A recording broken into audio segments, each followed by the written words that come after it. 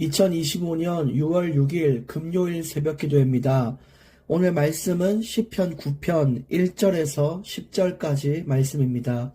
말씀의 제목은 나를 변호하시는 하나님입니다. 여러분, 우리가 지금까지 과거를 돌아봤을 때 하나님이 나를 늘 도우셨고 나를 승리하게 하셨다는 사실을 우리가 확인할 수 있어야 됩니다. 세상 사람들은 그건 다 우연이야, 아니면 내가 운이 좋았어, 이런 식으로 다른 것으로 이유를 대는데, 결코 이 세상은 우연이 없고 모든 것이 하나님의 손 안에서, 하나님의 뜻 안에서 흘러간다는 사실을 우리는 성경을 통해 확인했기 때문에 우리는 모든 것이 하나님의 은혜라고 고백할 수 있는 자가 되어야 됩니다. 그러면 어제나 오늘이나 영원토록 동일하신 하나님께서 과거에 나를 도우신 것이 끝이 아니라 오늘도 도우시고 앞으로도 도우실 것을 우리는 믿고 확신하며 나아갈 수 있어야 되는 것이죠. 오늘 9편 1절의 말씀 보면 내가 전심으로 여호와께 감사하오며 주의 모든 기이한 일들을 전하리이다. 지금 다윗 역시 과거부터 또 계속해서 나를 인도하고 승리케 하시는 하나님을 이야기하고 있어요. 다윗이 이길 수 없는 상황인데도 너무너무 어려운 전쟁의 현장에서도 늘 승리를 했잖아요. 그 성경의 기록에 보면 다윗이 어디를 가든지 승리했다라는 기록도 나오는데, 그것처럼 하나님의 이 놀라운 기이한 일들, 그 기적들, 지금까지 나를 인도해 오신 하나님의 놀라운 은혜와 섭리들, 그런 것들을 내가 평생 감사하며 전하겠다. 다윗은 그런 고백을 하고 있죠. 여러분, 우리도 우리가 받은 은혜들, 또 앞으로 받을 그 은혜들을 이 전파하며 전하며 그런 전도자로 살아가기를 원합니다. 하나님이 우리 인생을 통해 영광을 받으시기를 원합니다. 2절 말씀에 보시면 내가 주를 기뻐하고 즐거워하며 지존하신 주의 이름을 찬송하리니, 다윗은 여호와를 즐거워한다라고 되어 있습니다. 인간의 가장 주된 도리가 뭔지 아세요? 인간의 목적이 뭔지 아세요? 바로 하나님을 영화롭게 하고 영원토록 그를 즐거워하는 것이 인간의 목적이에요. 그게 바로 소요리 문답 제1문의 답이 되겠는데, 그것처럼 우리는 하나님을 기뻐하는 것이 인생의 최우선이 되어야 됩니다. 전도도 있고 또 봉사도 있고 여러 가지 많은 것들을 우리가 하나님 자녀로서 요구받고 살아야 되지만 이걸 놓치면 안 돼요. 그게 뭐냐면 하나님을 즐거워하는 거예요. 근데 이 즐거워한다는 것은 이 자녀를 낳으신 분들은 느끼실 건데, 자녀가 태어나서 아무것도 하지 않아도 그냥 그 존재만으로도 기쁘고 행복하잖아요. 그런 마음이 하나님을 향해서 있도록 그렇게 나아가는 것이 인간의 가장 먼저 해야 될 도리인 것입니다. 그것이 예수님이 보여주신 조건 없는 사랑, 바로 아가페 사랑인 것이죠. 우리도 하나님이 내게 응답을 주시든 안 주든 그냥 하나님 한 분만으로 만족하고 기뻐하고 그분을 찾고, 응답을 주지 않아도 그분과 교제하는 것으로 행복할 수 있는 인생이 된다면 참 인생은 행복함 속에 걸어갈 수 있습니다. 우리가 친구를 만나서 기뻐할 때도 친구가 나에게 뭔가 대단한 걸 주거나 내 인생을 막 들었다 놨다 해서 그 친구를 좋아하는 게 아니잖아요. 그냥 그 친구와 대화하고 문자를 주고받고 전화하면서 또 하루의 피로를 달래고, 그런 모든 부분들이 그냥 주는 기쁨인 것처럼 우리도 하나님이 우리에게 뭔가를 계속해서 주거나 이런 부분에 대한 것에 대한 감사도 분명히 있어야 되겠지만, 그냥 하나님을 부를 수 있다는 거, 하나님이 나의 아버지라는 거, 그분이 나를 기억하고 돌아봐 준다는 거, 그것으로 먼저 기뻐할 수 있는 그런 복된 하나님의 자녀가 되기를 원합니다. 3절에도 보시면 내 원수들이 물러갈 때에 주 앞에서 넘어져 망하니이다. 이 다윗의 고백입니다. 전쟁할 때 그 나를 죽이려고 했던 원수들이 나를 그렇게 목조아 올 때 하나님이 개입하셔서 그들은 도망치고 그들은 하나님 앞에 심판받았던 것처럼 우리는 하나님만 있으면 된다는 것이죠. 정말 하나님이 우리 삶에 개입하는 것만으로 우리 삶에 충분한 승리를 우리는 만끽할 수 있고요. 그 어떤 어려움도 승리하도록 하나님께서 도우시는 것입니다. 그것이 바로 하나님이고 그게 하나님의 마음이에요. 4절에 주께서 나의 의와 송사를 변호하셨으며 보좌에 앉으사 의롭게 심판하셨나이다. 이게 오늘 제목이죠. 하나님이 우리의 변호를 맡으셨다. 하나님은요, 얼마나 공정한 변호사신지 편파적으로 하지 않으세요. 외모를 보지 않으세요. 정의와 공의를 세우셔서 우리에게 심판을 하시는데, 이 땅을 심판하시는데, 내가 하나님 앞에 의롭게 정의롭게 살았다면 누구보다 하나님은 그 마음을 아셔서 안전한 인생으로 우리 삶을 이끄시고 하나님이 보호하십니다. 내가 지금 당장 삶이 너무 힘들고 어려워 보여도 내가 지금껏 살아왔던 인생이 하나님을 위해 살고 내가 하나님 앞에 부끄럽지 않게 살았다면 그 위기를 통해 역사하실 하나님을 기대하셔도 좋다는 것입니다. 그게 우리의 확신이에요. 성경에 약속이 있기 때문에 우리는 믿음으로 확신을 가질 수 있어요. 정말 의로운 자는 하나님의 보호 아래에 있다는 그 약속이 성경에 있었고 하나님은 그 기준으로 심판하시는 분이시기 때문에 우리가 부끄럽지 않게 살았다면 결코 우리에게 해가 될 것은 없다라는 것이죠. 얼마나 이것이 큰 위로인지 몰라요. 5절, 6절 이방 나라들을 책망하시고 악인을 멸하시며 그들의 이름을 영원히 지우셨나이다. 원수가 끊어져 영원히 멸망하셨사오니 주께서 무너뜨린 성읍들을 기억할 수 없나이다.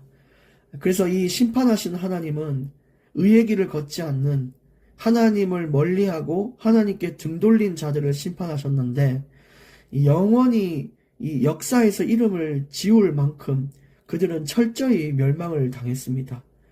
그렇게 강대국이었던 바벨론과 로마 완전히 철저히 무너졌고요. 로마도 지금은 그냥 관광지일 뿐이지 그 당시에 미국보다 더 큰 어마어마한 나라였는데 쇠퇴의 길을 걷게 됐죠. 그래서 그 무너진 성읍들을 사람들의 기억에서 잊혀질 만큼 그들은 철저하게 심판을 받았습니다. 그렇게 하나님은 공의를 세우시고 정의를 세우시는 분이에요. 그래서 다윗이 지금 도망 다니고 있는 상황에서 이런 고백을 했다는 것은 내가 지금 비록 쫓기고 있지만 공의의 하나님이 그 공의를 세우실 때 나를 지키시고 저 원수들을 멸할 것을 알고 이런 믿음의 고백을 하고 있는 것이죠. 여러분, 우리도 우리의 삶이 정말 하나님께 있었다면 확신을 가지고 정말 힘을 얻고 나아가시기를 바랍니다. 7절에 여호와께서 영원히 앉으시며 심판을 위하여 보좌를 준비하셨도다. 이제 대통령은 임기가 5년이잖아요. 근데 하나님은 영원히 나라를 다스리는 분이세요. 그래서 영원한 심판하시는 이제 보좌에 앉으신 그 여호와를 우리가 경외하며 그분 앞에서 정말 거룩하게 구별된 자로 부끄럽지 않은 자로 살 수 있도록 그렇게 살아야 되고요. 세상의 지도자한테 잘 보일 거 거기에 너무 목숨 걸지 않아도 된다는 것입니다.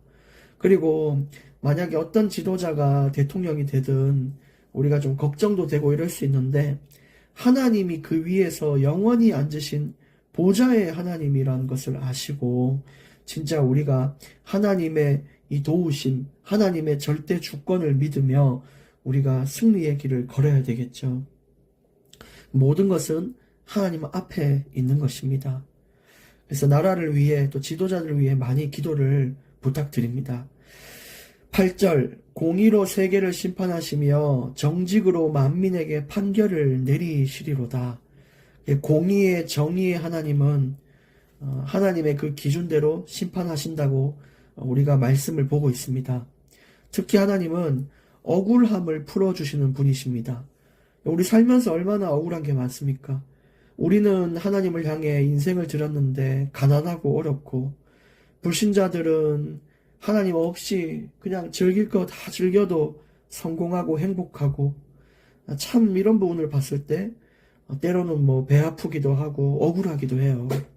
열심히 주를 섬겼는데도 사람들에게 돌아오는 건 비난이고 공격당하고 얼마나 억울합니까? 근데 공의의 하나님, 또 나를 변호하시는 하나님은 나의 억울까지도 보상하시고 위로하시는 분입니다. 그래서 우리가 하나님을 위해 살아가는 것은 결코 작은 일이 없어요. 그 모든 것을 보상해 주실 것이고, 또 하나님을 위해 살아서 많은 역경을 겪었다 해도 그 억울함을 풀어주시는 분이 하나님입니다. 여러분은요, 가치 있는 인생, 가치 있는 헌신, 가치 있는 시간을 살고 계신다는 것을 우리가 꼭 기억하며 나가기를 원합니다. 9절입니다. 여호와는 압제를 당하는 자의 요새이시오 환난 때의 요새이시로다. 하나님 안에 피하면, 그 요새 안에 숨으면 누구도 우리를 해할 수가 없어요. 근데 여러분, 요새를 주머니에 넣어 다닐 순 없겠죠. 요새를 우리가 전화해서 콜택시처럼 부를 수는 없겠죠.